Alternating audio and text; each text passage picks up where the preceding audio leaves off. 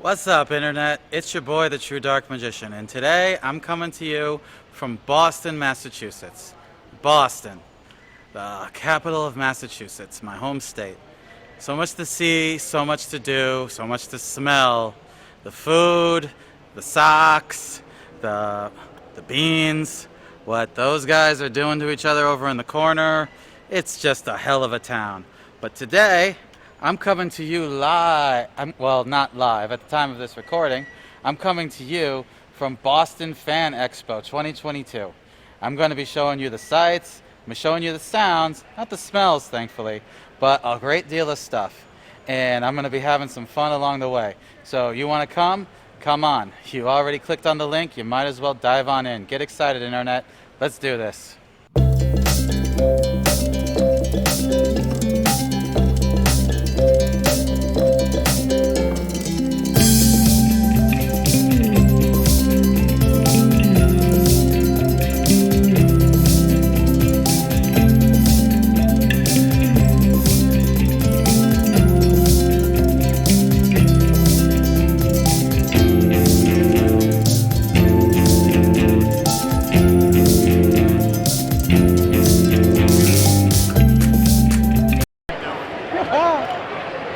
So what's up, Internet? We're back again at another con.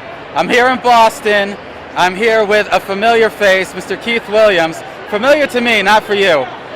Funny story, I tried interviewing him back at Springfield Comic-Con, and like usual, the footage got corrupted and I was unable to use any of it. So he's being a good sport. We're back again with him, and he's going to give an interview. He's going to tell us who he is, what he does, where he's from, and what he loves. So without further ado, legendary inker, and all-around great guy, Mr. Keith Williams. Hi everybody, how you doing? Remember to speak up and emote into the... Everybody, name's Keith Williams. I was an inker for Marvel, DC, Dark Horse, good grief, King Features, and a few other comic book companies. Worked, let's see, I started back in 1982. I've been in the business for about 40 years, and worked on things like Web of Spider-Man, Quasar, She-Hulk, The Phantom, good grief, what else? Baku Banzai, a whole bunch of different books. Let's see. So yeah, I went to school at School of Visual Arts. Where was the school at? That was in Manhattan, in New York. That was up on 23rd Street. The reason why I went there was because I had a really great comic book artist there, Will Eisner. Eisner from Disney, right? Will Eisner, The Spirit. The Spirit. Right. Comic strip. His stuff was absolutely cool, and really had a great time there. And fortunately, started working, like I said, for Marvel in 1982 as a background inker. Worked my way to being an art correction person for John Romita. It was called the Romita Raiders. I was the first Raider in that program, and then moved on to be an assistant editor of the Amazing Spider-Man books for about 9 months. Moved back over to doing background inking, and then finally got my first inking gig doing the Sectors for Marvel and Transformers. Yeah, So, I did a few issues of that. What year was that? Transformers. Oh, good Was Lord, that back when they first started at Marvel? Yeah, When they first brought the toys over, and Hasbro was like, we're going to take these toys that have no story, they're just random toys that turn into other things, and we're going to give them a whole mythos. That was it. That was it. Yeah, as a matter of fact, we were editors on the Transformers also. That was one of all the books that we did. So we did the first, I worked on the first bunch of issues of that, and then I ended up inking it for a while. And worked on She-Hulk, as a matter of fact, with John Byrne, which was really cool. Talk about that for a little. Yes, She-Hulk. As a matter of fact, even before She-Hulk, I worked with John on Alpha Flight and the Hulk, and that was doing background art for those books, which was really great because he actually put my name onto the the front of the issues, which was like one of the first times that ever happened to me, and it was really nice of him to do that. Also worked with him over at DC on Action Comics. And then when he went back over to Marvel and did She-Hulk, he asked me if I was interested in doing the inking on that. So I said, yeah, sure, why not? You know, so I did a bunch of issues with him on She-Hulk, and I really had a great time on that. It was a great learning experience. It was, you know, I was of course nervous because of, you know, like working with the great John Byrne, but he was absolutely, you know, like a fantastic person to work with, and you know, I still thank him even to this day to work with him on that book. All right, so you have to be excited about the show coming out, She-Hulk Attorney at Law, because it was clear from like the first trailer from Comic-Con that this would be greatly based off of Sensational She-Hulk and not the first She-Hulk title, Savage She-Hulk. Yes, it's so cool. I mean, we could tell from that first fourth wall break that they just up and showed. The fourth wall break, that shocked the hell out of me when I did my trailer reaction. Yes. That was a fourth wall break. They are going full fourth wall. Thank goodness. And what a lot of people still don't know, is that She-Hulk did fourth wall breaking before Deadpool. Yes, that's true. Yes, it's great, and I'm really glad that they're doing it. It makes it interesting, and it makes it different from all the other shows that are out there right now. You know? Yes. Okay, so tell them what are you working on now?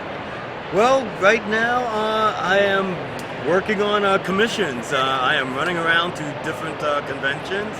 You may have seen, you know, like on my Instagram account where I'm going and where I'm going to be. As a matter of fact, my next stop after this show, you know, like that's in, you know, like Boston right now, is Colorado. So I'm going to be at the Colorado Springs Comic-Con next weekend. Now, you're talking about commissions. You did a little something for me, Ah, right? yes, I You got did. a little something for me? Let me show you. Here we Oh go. my God. In honor of Sandman going out on Netflix, I commissioned Mr. Williams to draw Death for me, Dream's sister. Yes, I love the character, and she actually has a death mask like in the Mardi Gras. So you know, so that's her persona, and I really enjoyed doing this for you. Yeah, that was my little input because I just love the whole intricacies of that makeup and stuff. It was so cool. It was so cool. Okay, so thank you for sharing this with us, Mr. Thank Williams. you. For those of you interested, he's also got his own website and stuff. I'm going to include all this information in the comments below. So yeah, go at it. Check out his website, check out his Instagram, check out everything. And check him out in Colorado. Oh yes, absolutely. Okay. See you there, guys. See you there. Okay. All right, thank you.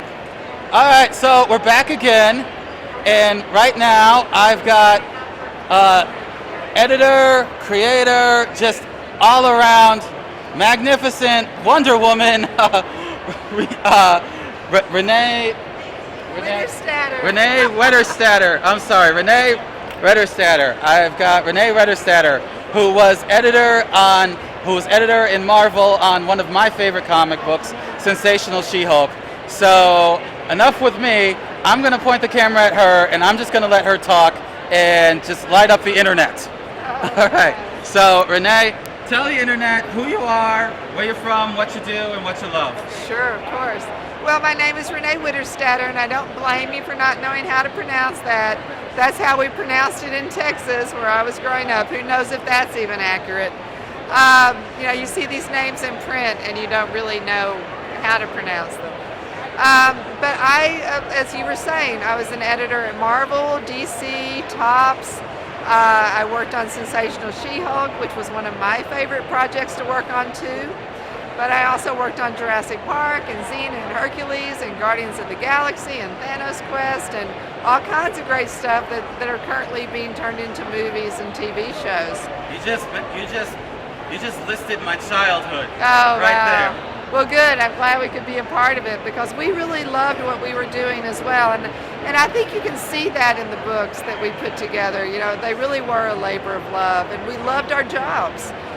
Sensational She-Hulk was great because I really enjoyed working with John Byrne. He and I collaborated a lot on the stories, and I loved his sense of humor, and I think we really created some stories that have stood the test of time. And I think the fact that this TV show is largely being based on the book we did together is a testament to that.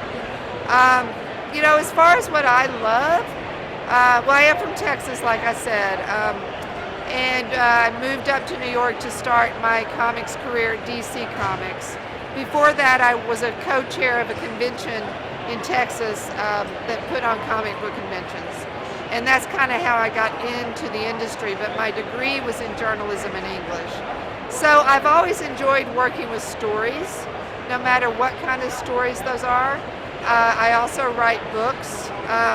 But one of the things I loved about working in this industry from the very beginning was working with stories and working closely with the creators that I've worked with for years.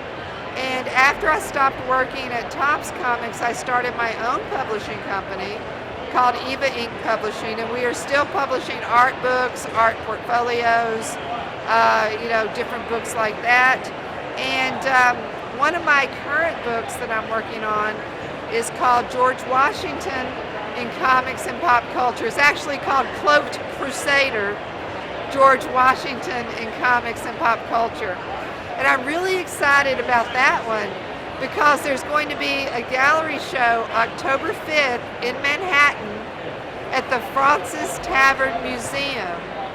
And we are going to have a big party October 5th. So if any of you are in town for the New York Comic Con, if you live in New York or if you're close to New York, go to the FrauncestavernMuseum.org website and you can sign up to come to the opening party on October 5th. I'm going to be there. Yeah. I'm going to put a link below in the comments. Yes, please do.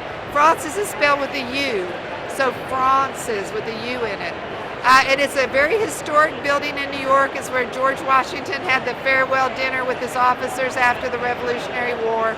It's going to be a big party. I'm going to have Jim Shooter there, former editor-in-chief of Marvel Comics. I'm going to have Michael Golden there, creator of Rogue.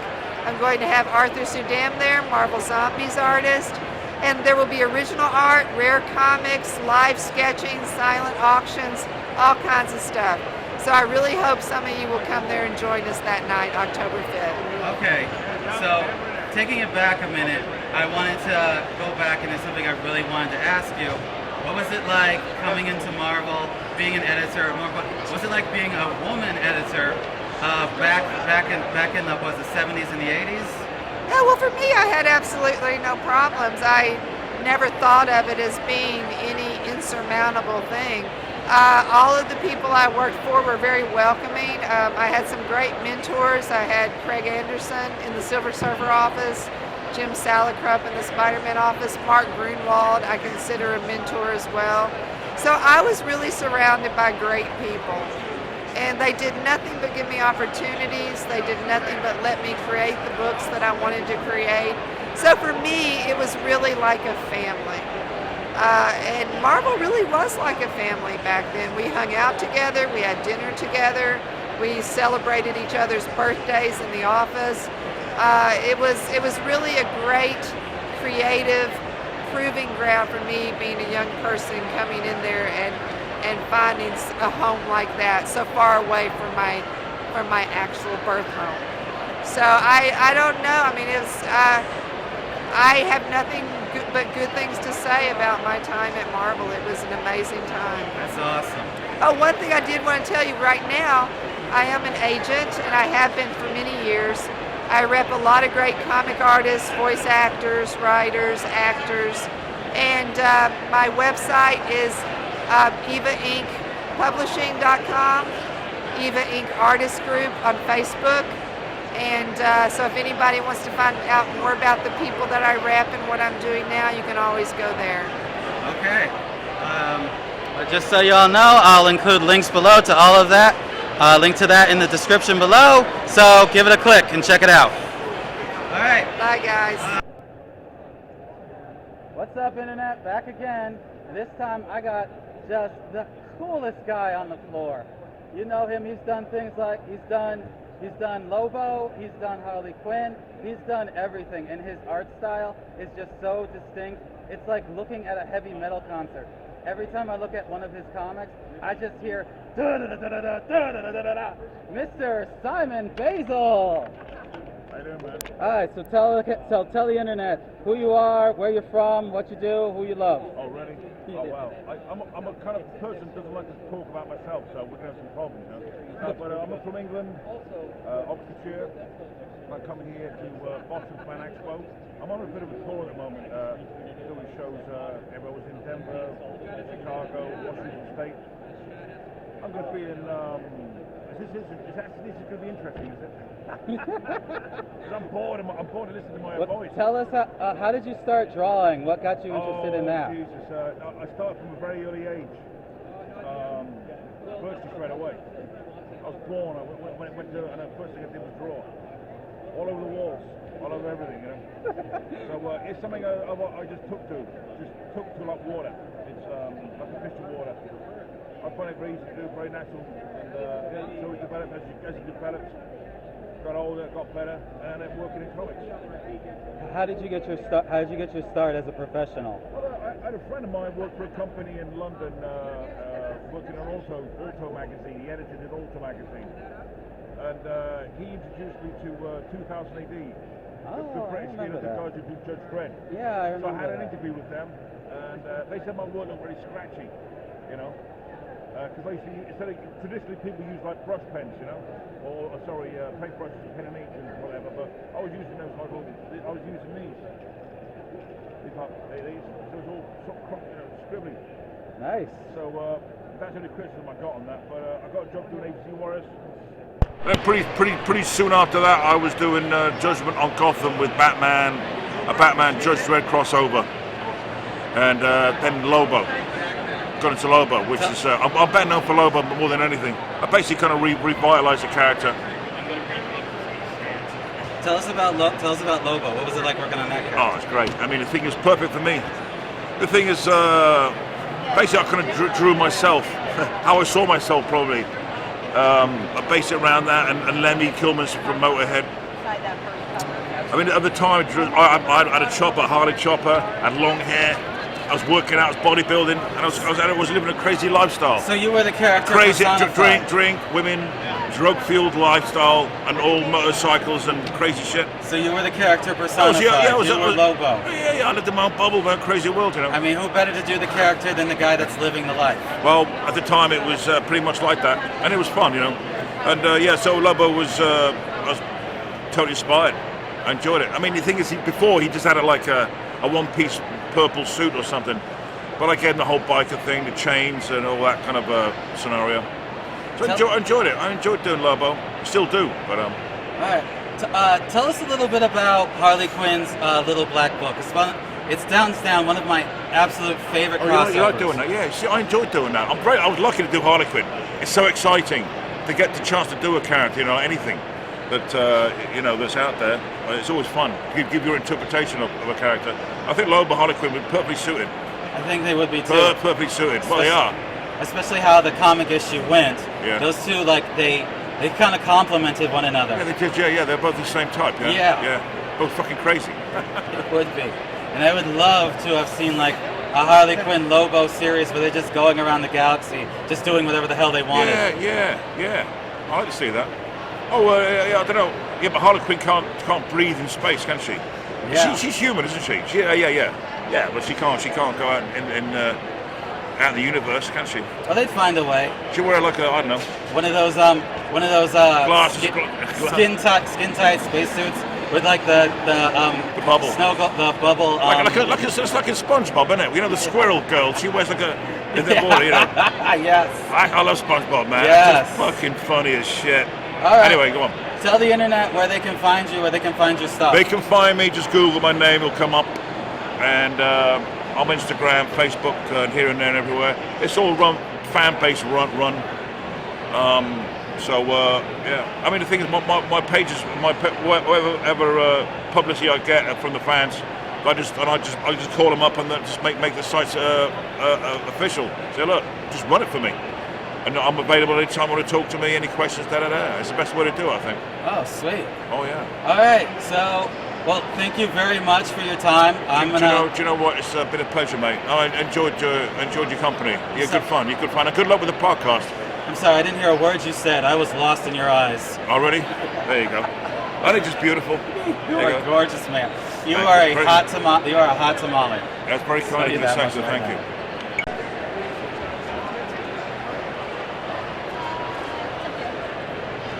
So, what's up, Internet? Back again. Your boy, the True Dark Magician, taking a break from walking the floor. I'm here with legendary artist, this all-around great guy, Mark Morales. He's gonna say a few words for you. So, Mr. Morales, thank you for doing this. Yeah, how you doing? Good. So, for those at home that aren't familiar with your work, tell us a little bit about who you are, what you do, where you're from, and who you love. Right. So I've been doing this for like 25 years, working mostly for Marvel and DC, doing various books like Avengers, Daredevil, Thor, Batman, Superman, a bunch of stuff over the years. Mostly as an inker, but sometimes penciler. And currently I'm doing, I just finished up Spider-Man 900. This came out a couple weeks ago. That's a $10, 75-page issue with Ed McGuinness and Spider-Man fighting the Super Adaptoid, which has the powers of the Sinister Six. And I'm also working on Nubia from DC, which is some of the stuff right here you can see. And also The High Republic, a Star Wars book that the first series ended last year. The new one's coming out in October. So, how did you get started in the comic book industry? What was your first professional job? Started drawing when I was 5 years old and just stuck with it all the way through high school. Went to art school after that.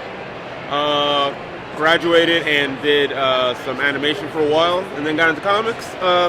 First comics that anyone would have noticed would be like Evil Ernie and Lady Death from Chaos Comics back in the 90s. And then shortly after that I started working at Image, and then at Marvel my first thing was X-Force, and then jumped onto the X-Men and been working there ever since. I love your run on Spider-Man Deadpool. What are some of your favorite titles that you worked on? Probably Thor with Olivier Coipel and J. Michael Straczynski. Thor is awesome. Sort of when they brought him back from the dead and did a good new run on him. That was really cool. And Secret Invasion was one of my favorites too. That'll be, I guess they're making it into a Marvel show coming up next year actually. Yes. Back again, Internet, and you know the drill by now. I got another great artist and creator for you to talk to, Mr. Ray Parrott. I'm not saying that right, I know I'm not. He can explain it better than me. He can pronounce it better than me, so I'm just going to point the camera right at him. Hi, man. How you doing? I'm Ryan Parrott. I've written Power Rangers for 6 years. I'm currently doing the book Rogue Sun for Image.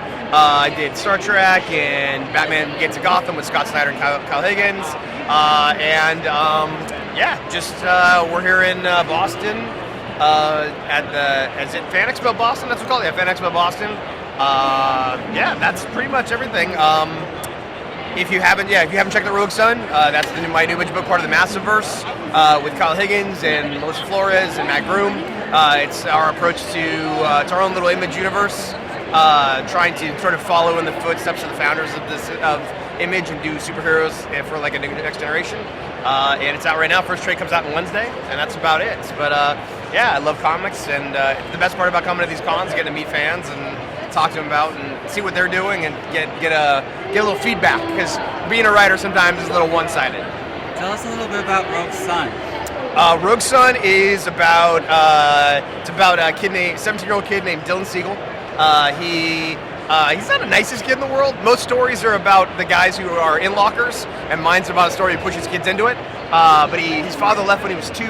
And his dad and he finds out later, now he's 17, finds out that his father had passed away, but when he goes to the will reading, he discovers his father had a whole other family and their new kids, but he has left the mantle of Rogue Sun to him because his dad's a superhero.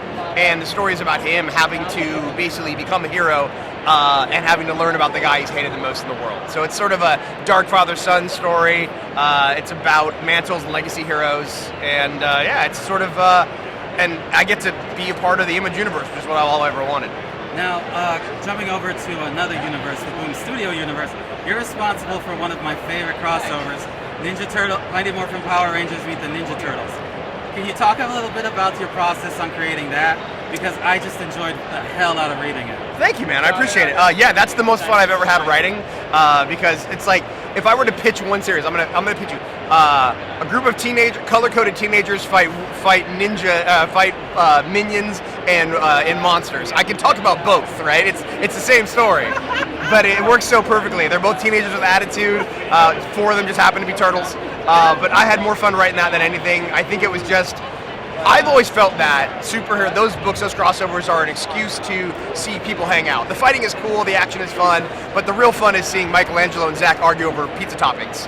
One of my favorite parts of that story was seeing Zordon look at the turtles after they've unlocked the morphing powers and transformed, and seeing how proud he is of them. And then you see Splinter in the Power Rangers team in full color-coded ninja garb, talking about how they are now full-fledged ninjas. Right. And he's taught them all he can. Yeah, I mean, it's just one of my favorite moments. Like, both of them, 2 different genres, 2 different generations of crime-fighting duos, and you've got their father figures looking at them with just proud papa in both their eyes. Absolutely, that's the fun, right? It's the cross-pollination of it all, and we're doing a sequel series, which is just announced. Oh, yeah, shit. We're doing another one. I'm writing it right now, so working on it as we speak. Hopefully, it'll give you a lot of the same relationships, a lot of fun, new interactions, and make that part of the whole thing. So, but like, there's some stuff that if you saw the ending, we kind of left it on a cliffhanger. So we're gonna definitely try and tie that all up. Okay, so where can the people at home find you online? I'm on Twitter at @RyanParrott. That's pretty much the best place to find me. So hey internet, back again, and I still can't believe it. I've got my hero, this guy I've admired since issue 1 of Harley Quinn, New 52. I picked it up fresh off the presses from my local comic book shop, and I've been in love with his style ever since. I've given spoken word presentations about his career for my art classes back when I was getting my bachelor's degree, and I still can't believe that he actually acknowledges I'm a person, let alone letting me talk to him for this video. This guy is just the absolute best, and I'm gonna let you just see for yourself. Mr. Chad Harding. Hey-o. All right, how we doing, everybody? Mr. Harding, tell the internet who you are, where you're from, what you do, and who you love. Okay, I'm Chad Harding. I grew up in Las Vegas, Nevada. I've always loved comics since I was a kid, and now I get to draw them for a living. I'm probably best known for my work on Harley Quinn, but I've worked for Marvel, DC, Dark Horse, Image, you name it. So right now I'm doing a lot of creator-owned stuff. Death Watch from Artist Elite should be out next in Artist Elite issue number 3. I also got stuff that I'm working on with Jimmy and Amanda on paper films. I got stuff that I can't talk about yet that's coming out, but it should be announced in March 2023. So hopefully we'll get a whole bunch of issues in the can. So the second that is announced, you'll be able to rush out there and buy it. What else? Well, I can talk about Harley for hours. Okay. Then it would be a very long video. Tell us about some of the stuff you did at Marvel. So I worked at Marvel. So I broke into DC, and then like maybe a month later, Marvel called me up. So like my first 2-3 years of doing work for Marvel and DC, I probably did an issue for DC a month and an issue for Marvel a month at the same time. So I did Web of Spider-Man, Amazing Spider-Man Family, Marvel 8, Age of Heroes, Anti-Venom. So yeah, and then after that it was DC for Harley, and never went back to Marvel after Harley. So But never say never. You know, maybe I'll go back one day. But you know, DC keeps me pretty busy with all the Harley Quinn stuff.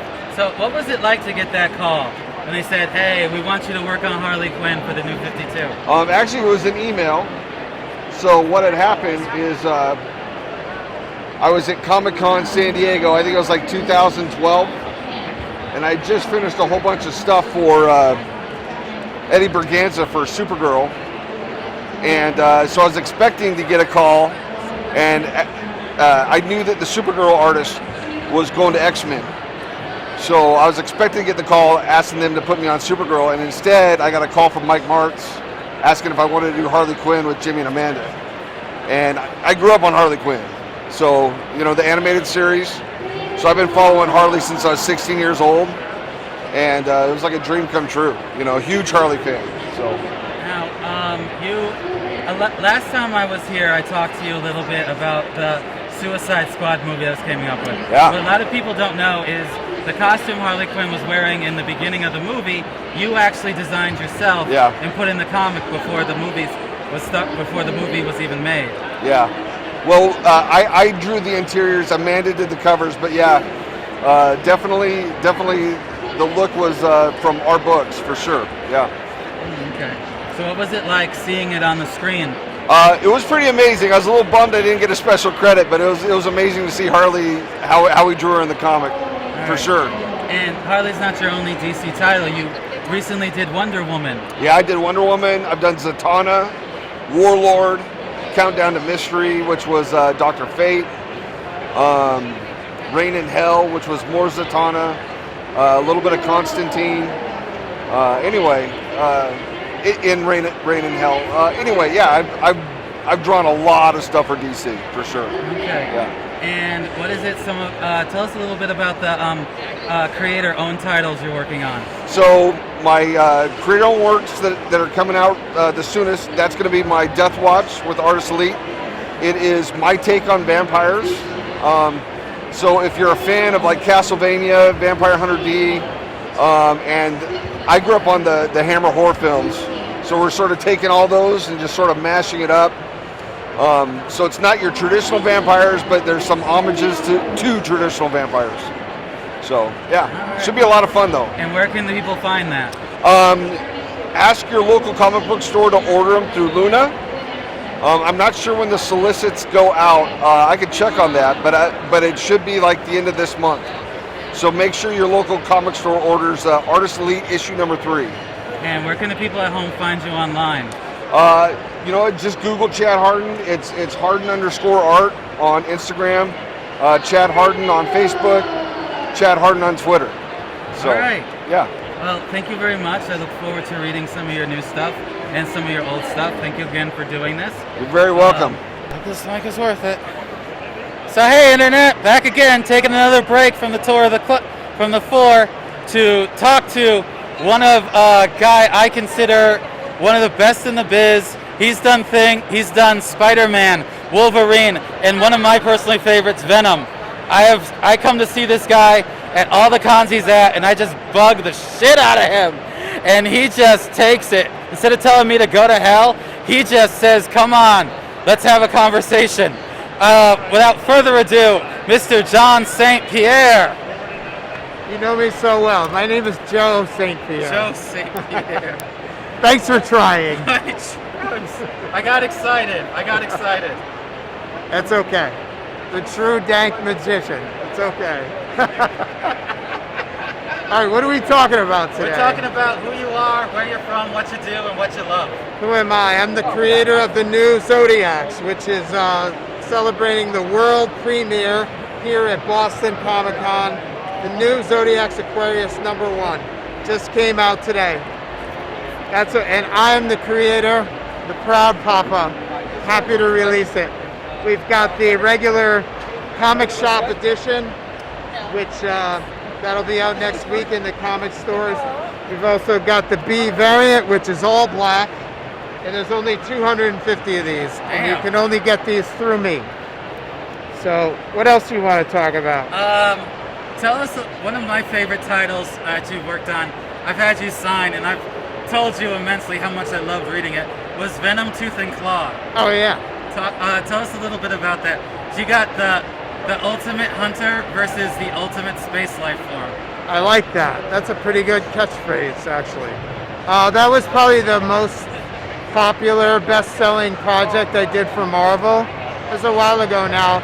It's about 25 years ago. We're celebrating the anniversary of that miniseries. And that was, one of the few times that Venom and Wolverine kind of had at it. And if you, I'll let you in on a little secret.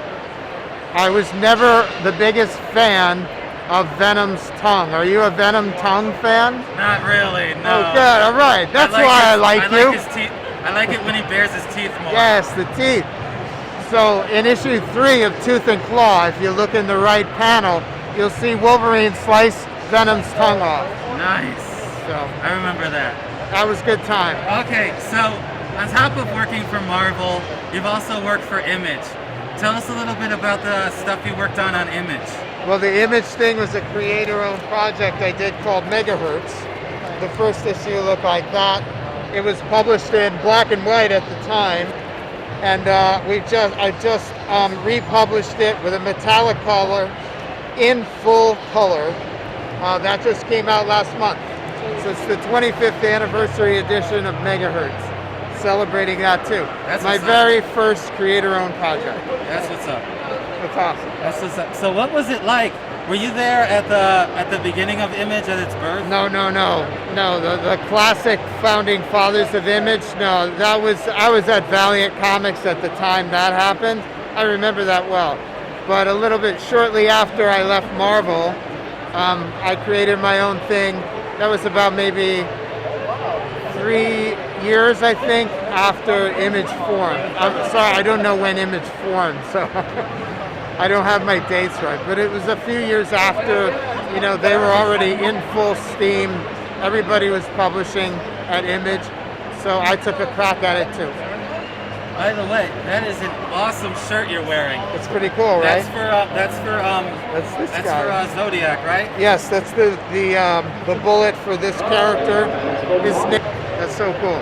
So the symbol represents the Aquarius, which is a teenage hacker who acquires this liquid metallic second skin, which allows him to access the web psychically with his mind and steal from the info rich to give to the info poor. So he becomes the Robin Hood of cyberspace. So where can the people find you online? Best place to go, I think, is newzodiacs.com, which is newzodiacs with an X.com. Probably the best place to do it. All right. Awesome. So thank you very much for your time. It was great I've to meet taken you. up enough of it. True Enjoy Dark the Magician. con, You're the and man. I will see you. I'll definitely see you later. Thanks. And there's still life in the battery. All right, so hey internet, back again. Today I've got a great young and under-the-comer. I don't know who this guy is, maybe you do. I'm just kidding. I know this guy, I love this guy. He's worked on so many great things that I have loved and spent money on. Like for real, money. Like I went to a store and I bought his stuff. So without further ado, Mr. Steve Orlando. Hey, so tell us who you are, where you're from, what you do, who you love. What you do, and who you I'm love. Steve Orlando. I was at DC since 2015. I launched Midnighter, first book at Marvel or DC, led by a gay male character. After Yes. that, I was on Batman, Superman, Wonder Woman, Justice League of America. I've been everywhere at DC. 2020, I went independent. Started doing a lot of originals, and then this year I am still doing that. Come 2022, and I'm also at Marvel. I'm working in the X-Men office right now, writing Marauders. I also write X-Men Green, which is digital to print. That's going on right now. And you might have seen the Darkhold series I did, which had a lot of ideas that featured in the recent Doctor Strange movie. Hold on. As well. Roll it. And rolling. As for me, I'm from New York originally. Now I'm living in Boston. That's where your comics are coming from. It's my hometown show now. What else do I love? Good wine, good food, bad puns. You gotta ask me some questions at some point. But Okay, let's talk about Midnighter. I remember reading it. And I honestly think it was my first comic with a gay superhero lead. Can you talk a little bit about that? I mean, not to get too heavy, but I thought it was a great title. I thought it was a great hero, great development. Just you weren't afraid to draw him kissing. That's what I loved. I mean, write the kissing in and have the artist draw him kissing. Well, you know, we knew it was going to be the first of its kind, and what was important to us, sort of in the way you just said, is we didn't want any special rules because it was a book featuring a gay lead, but what we did want is equality. So, yes, we expected to be able to show anything you could show in Green Arrow. We expected to show anything you could show in Nightwing. And we were actually really lucky because the time around when Midnighter came out was when Nightwing was titled Grayson, and he was like a sexy spy. So the month we turned in the first issue was when Grayson opened with like a woman sitting on top of Dick Grayson and screaming Dick in a full-page splash. So when that happened, we knew that we were not going to have problems getting away with stuff from Midnighter. I did not see that issue, but I'm going to go look for it. I do remember the Batgirl annual, the one with her and Spoiler on the cover, and I remember the end of that comic. She kind of got an inkling as she looked at Dick Grayson in full old man face, disguised with a gray beard. She looked at his ass. There were no words, but her expression was, "I know that ass." Yeah. So yeah, I applaud you. I applaud all of you guys at DC for just going full in on the sexy. That was just the internet thanks you too. That's what we're here for. Also for story and character, but also for the sexy. Well, internet, that's gonna do it for your old pal, the True Dark Magician. It's the end of the day. The show floor is closing, and I need to leave so I can get a good spot in line for Kevin Smith and Jason Mewes' podcast that's filming today. So until next time, be good to yourselves and one another, and like always, keep unboxing or keep going to cons. It's great that these things are open again. It's great that you could go back out into the world and just experience all that it has to offer. I want to thank everybody that participated in my video today. Shout out to Chad Harding. Thank you so much for sitting down and talking to me. Keith Williams, Joe St. Pierre, Steve Orlando, and everybody else. I know I'm forgetting a bunch. I included links to everybody's social media in the description below. And that's it. So yes, you guys have a wonderful day. Enjoy yourselves, enjoy the outdoors. And like always, keep unboxing, internet. Bye.